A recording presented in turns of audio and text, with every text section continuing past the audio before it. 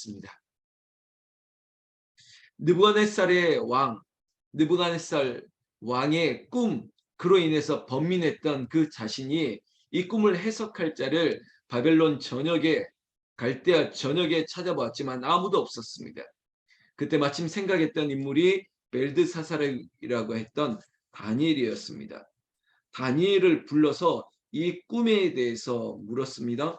19절 말씀 보시면 벨드사살이라 이름한 다니엘이 한동안 놀라며 마음으로 번민하는지라 왕이 그에게 말하여 이르기를 벨드사살아 너는 이 꿈과 그 해석으로 말미암아 번민할 것이 아니니라. 벨드사살이 대답하여 이르되 내 주여 그 꿈은 왕을 미워하는 자에게 응하며 그 해석은 왕의 대적에게 응하기를 원하나이다. 여러분 다니엘은 느부갓네살이 꿈을 꾼 그 이야기를 내용을 알고 있습니다. 이것을 해석할 능력도 됩니다. 그러나 다만 이 꿈 해석이 느부갓네살에게 해로운 꿈이었기 때문에 해로운 해석이기 때문에 말하기를 주저했던 것입니다. 그래서 번민했다는 것이죠. 그러나 다니엘은 느부갓네살에게 그가 꾼 꿈에 대해서 말하기 시작합니다. 20절 말씀부터가 바로 그 이야기입니다. 여러분 우리가 이 꿈의 해석을 붙들고 오래 이야기할 것은 아니지만 다른 게 아닙니다. 당신의 나라가 어려움을 당할 것이다. 이런 거예요. 그것들을 꿈속에 있었던 메타포 비유와 같은 것들을 하나하나 설명해 놓고 있다는 것입니다. 핵심은 말씀드렸죠. 이 나라가 망하게 될 것이라는 겁니다. 이 나라가 망하게 될 것인데 당신은 이것을 듣고 어떻게 행할 것인가를 준비하자는 것입니다. 특별히 24절 보세요. 24절 보면 왕이여 그 해석은 이러하니이다. 곧 지극히 높으신 이가 명령하신 것이 내 주 왕에게 미칠 것이라. 지금 바벨론의 느부갓네살 당신을 통해서 이 나라에게 미칠 재앙은 바로 하나님이 하시는 일이라는 것입니다. 이게 핵심이죠. 모든 역사는 하나님이 주관하시고 지금 당신이 꾼 꿈에 현실 이루어지게 된다면 하나님이 하신다는 것입니다. 당신에게 미칠 재앙을 준비하라는 것입니다. 그 얘기가 25절부터 또 이어지고 있습니다. 결국 이 나라의 재앙을 멈출 수 있는 방법은 이거 하나밖에 없다. 27절 말씀입니다. 그런즉 왕이여 내가 아뢰는 것을 받으시고 공의를 행함으로 죄를 사하고 가난한 자를 긍휼히 여김으로 죄악을 사하소서. 그리하시면 왕의 평안함이 혹시 장구하리이다 하니라. 다니엘이 느부갓네살 왕에게 제안했던 방법입니다. 이 꿈에 대한 이 결과 이것을 멈출 수 있는 것은 오직 이거 하나밖에 없습니다. 잘 들으세요. 바로 공의를 행하고 죄를 사라는 것입니다. 근데 이게 누가 할 수 있는 일입니까? 하나님만이 할 수 있습니다. 공의로우신 하나님 그리고 죄를 사하실 수 있는 분은 하나님 한 분밖에 없습니다. 이 죄의 문제가 해결돼야 된다는 것을 이야기하고 있죠. 그리고 또 그 죄의 구체적인 사안에 대해서 뜻밖의 얘기를 합니다. 가난한 자를 긍휼히 여기라고요. 바벨론의 느부갓네살이다 보니까 그가 가지고 있는 권력과 그리고 그가 가지고 있는 자리로 말미암아 얼마나 많은 사람을 해롭게 했겠습니까? 특히 가난한 자를 긍휼히 여기라는 것입니다. 가난한 자를 학대하거나 박해하면 안 된다. 이것들을 지적하고 있습니다. 특별히 많은 속국을 거느리고 있는 느부갓네살에게는 아주 치명적인 말씀인 거죠. 그리고 죄악을 사라는 것입니다. 여러분 핵심은 죄의 문제가 해결돼야지 인생의 문제가 해결된다는 것입니다. 이건 아주 명확한 진리입니다. 죄의 문제를 해결하소서, 죄악을 사하소서, 그래야 하나님이 세이비어 구원해 주실 수 있다. 이것을 당시에도 다니엘이 느부갓네살을 통해서 얘기했다는 것입니다.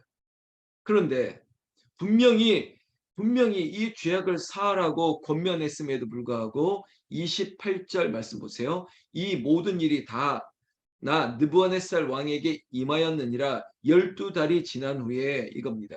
이 말은 뭐냐면 다니엘이 꿈을 해석하고 그리고 영적인 권면을 했죠. 죄악을 사하소서, 가난한 자를 긍휼히 여기소서, 죄악을 사해야 됩니다. 이렇게 말했음에도 불구하고 느부갓네살이 제 표현입니다. 12달을 1년을 뭉개버린 것입니다. 주저주저한 거예요. 이 세월이 1년이 흘렀습니다.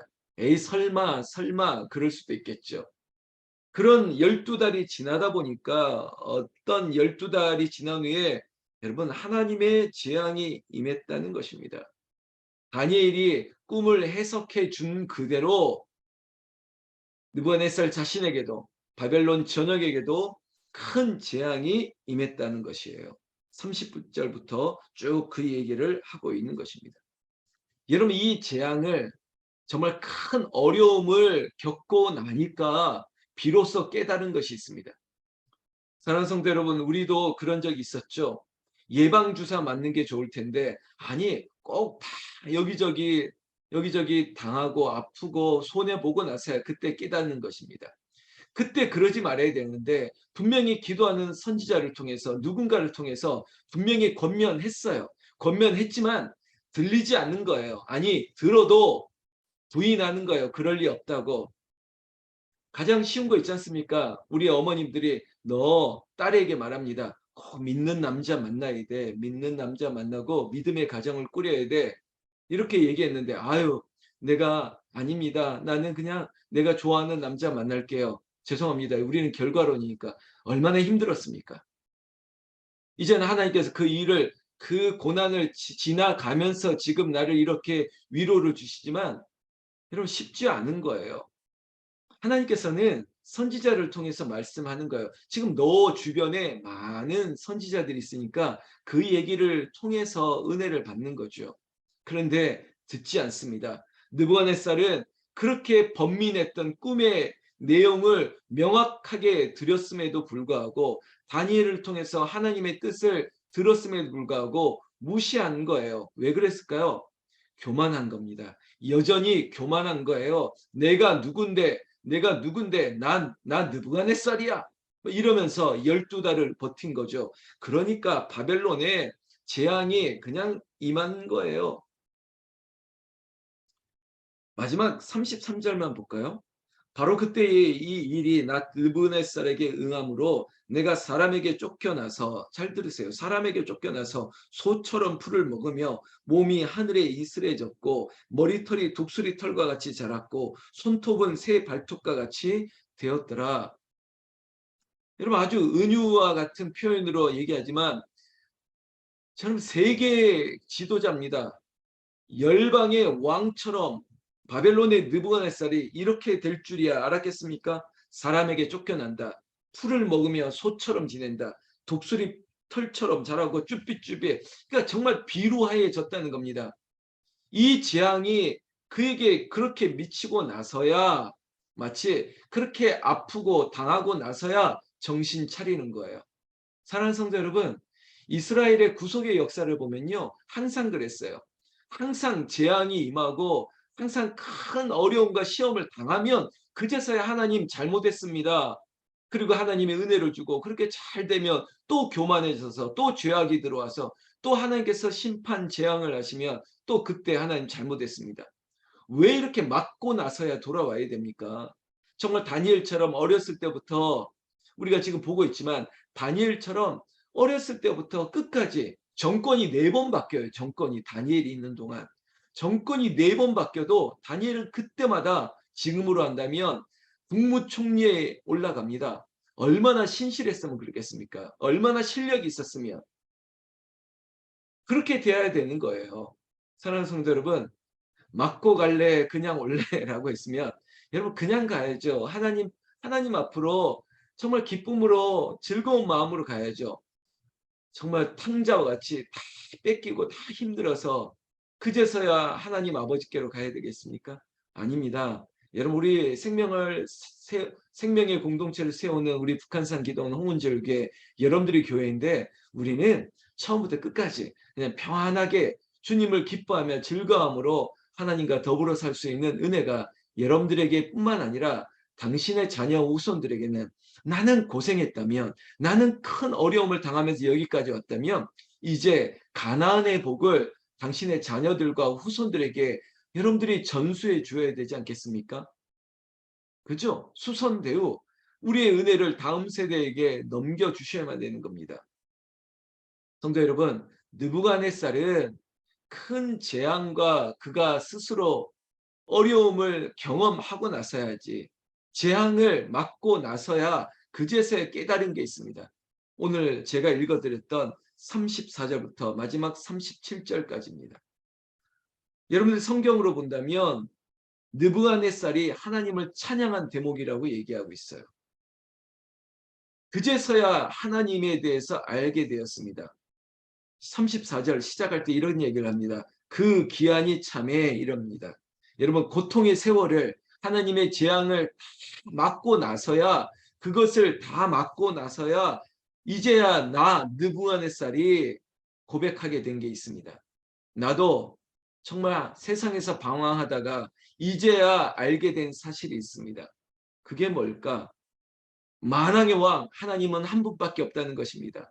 34절부터 다시 한번 보시면 하늘을 우러러 보았더니 내 충명이 내게로 돌아왔고 내가 지극히 높으신 이에게 감사하며 영생하시는 이를 찬양하고 경배하였나니 그 권세는 영원한 권세요 그 나라는 대대에 이르리로다. 여러분 시작할 때 특별히 느부갓네살이 이런 표현을 한 것은 남다른 거예요.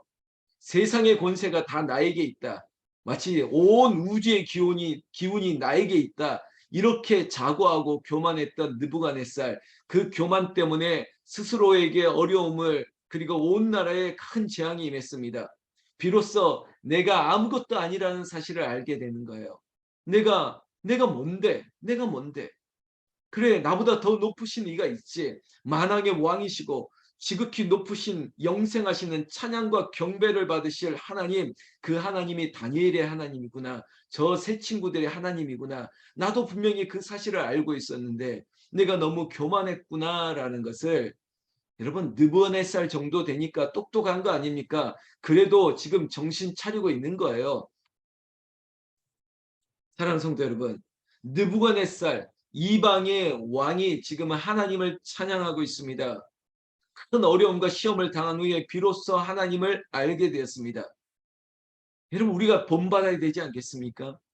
하나님이 나에게 어떤 하나님이십니까? 하나님이 나에게 어떤 것을 이루실 것을 우리는 기대하고 있습니다. 하나님밖에 없습니다. 하나님이 하십니다. 그래서 우리가 해야 될 것이 하나 있습니다. 우리가 겸손하게 엎드려야 됩니다. 느부갓네살은 스스로 얘기합니다. 하나님께서 비로소 나에게 빼앗았던 총명도 더해 주셨다고. 나에게 잃어버렸던 것들을 다 채워주시는 분도 하나님이었다는 것을 고백하고 있습니다. 여러분 우리에게 지금 잃어버린 것이 있습니까? 나에게 없다라고 생각하는 것이 있습니까? 내가 지금 싸우는 것이 있습니까? 내가 지금 찾아야 될 것들이 있습니까? 내가 지금 큰 재앙 가운데 있다고 합니까? 그런데 이 모든 것들을 해결하실 분은 오직 하나님 여호와밖에 없습니다. 그 여호와 하나님은 한 분이시니 하나님만이 이 문제를 해결해 주실 수 있습니다. 라고 겸손히 엎드릴 때 비로소 길이 열리는 것이에요. 우리에게 하늘의 문이 열리는 것입니다. 여러분 성경 말씀 마지막 37절 보시고 우리가 이 말씀 붙들고 기도하면 좋겠습니다. 그러므로 지금 나 느부갓네살은 하늘의 왕을 찬양하며 칭송하며 경배하노니 그의 일이 다 진실하고 그의 행하심이 의로우심으로 교만하게 행하는 자를 그가 능히 낮추심이라. 아멘. 여러분 느부갓네살이 깨달은 게 한 줄로 얘기한다면 마지막 교만하게 행하는 자를 그가 능히 낮추신다는 겁니다. 하나님은 죄를 미워하십니다. 가장 큰 죄가 무엇이라고 말씀드렸습니까? 교만이라고 얘기했습니다. 교만. 하나님은 교만한 자를 낮추실 수밖에 없습니다. 교만하게 행하는 자를 그가 능히 낮추심이라 하나님이 하시는 거예요. 왜 그럴까요? 그래야지 살기 때문이에요. 이놈아 네가 뭘 그렇게 다 안다고 생각하니. 여러분 우리 아이들이 철이 없을 때 건방 떨 때 자기가 다 할 수 있다고 엄마 아빠 없어도 잘 살 수 있다고 그렇게 건방을 떨지 않습니까? 천만에요. 천만에요. 우리는 하나님 아버지 없이는 살 수 없습니다. 여러분 고백하셔야 돼요. 제가 주 없이는 살 수 없습니다. 하나님을 떠나서는 살 수 없습니다.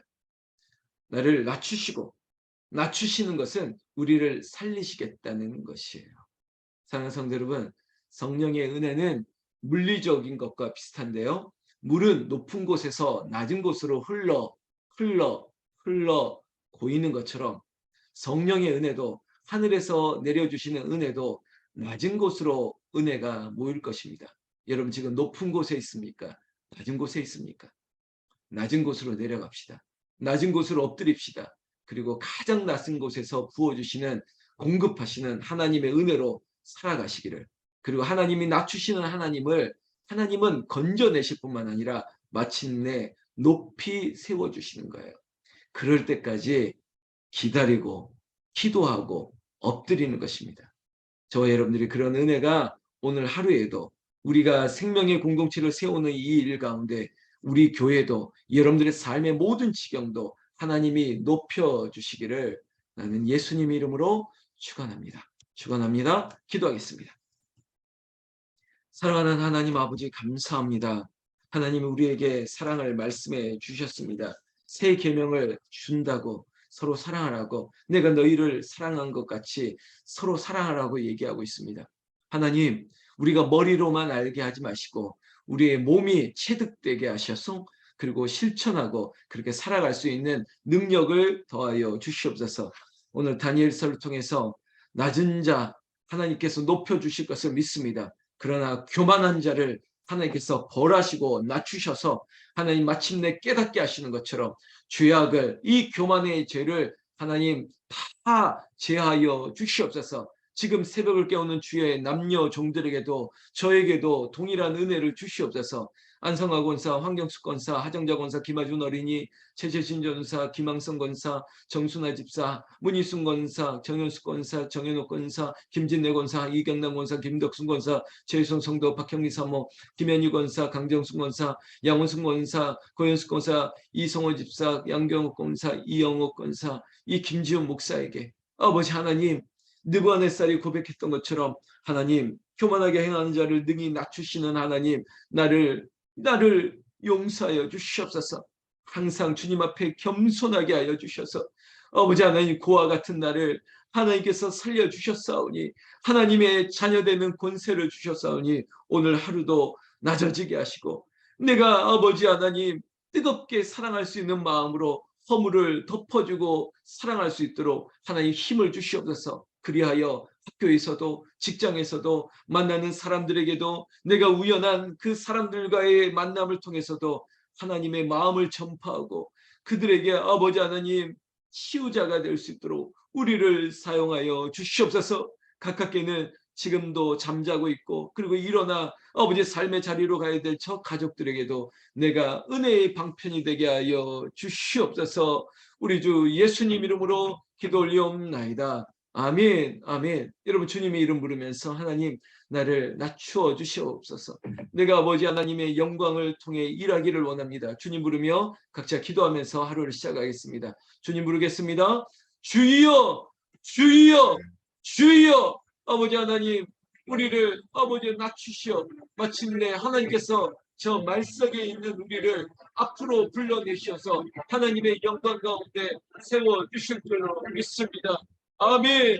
주여, 아버지, 주의 종이 아버지 하나님 오늘 가는 곳에서도 하나님의 영광을 나타내게 하시고, 오늘 오고 가는 모든 길 속에서도 안전하게 하시고 피곤치 않도록 아버지 주의 사역을 감당하는데 어려움을 당하지 않도록 주시옵소서. 아멘. 주여, 주여. 아멘.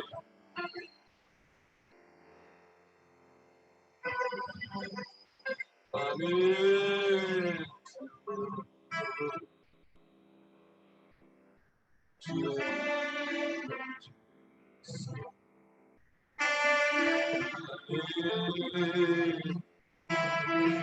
주여.